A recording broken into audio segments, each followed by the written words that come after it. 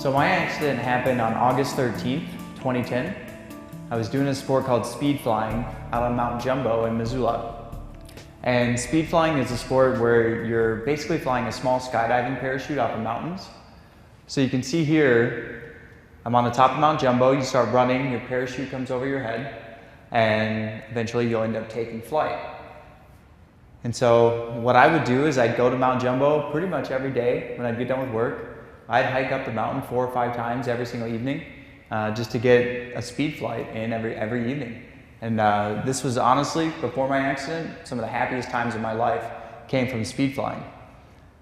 And so what I'm doing here, this is the exact same flight pattern that I had on the day that I crashed. And so I'm flying away from the mountain in order to gain more altitude between me and the earth.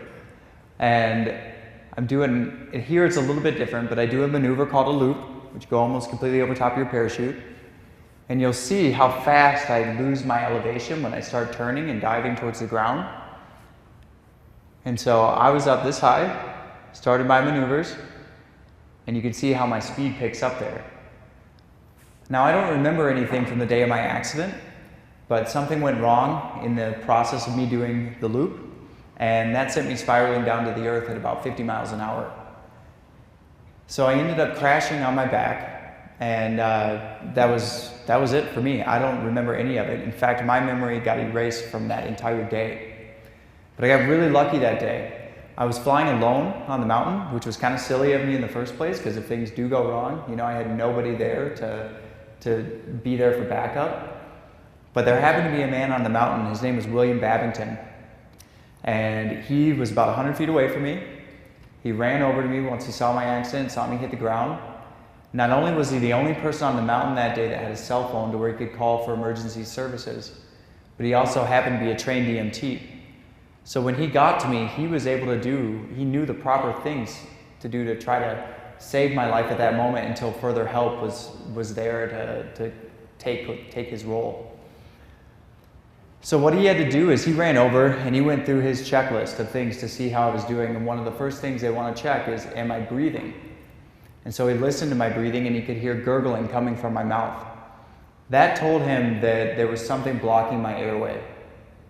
And so after all of this, I actually got a chance to meet him and talk to him, and he told me that this was one of the biggest decisions he's ever made in his entire life.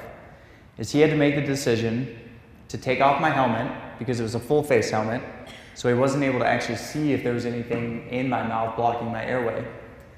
So he had to make the decision to either leave it on and run the risk of me not getting enough oxygen, or take it off and run the risk of creating more damage if there was any damage in my neck from the accident.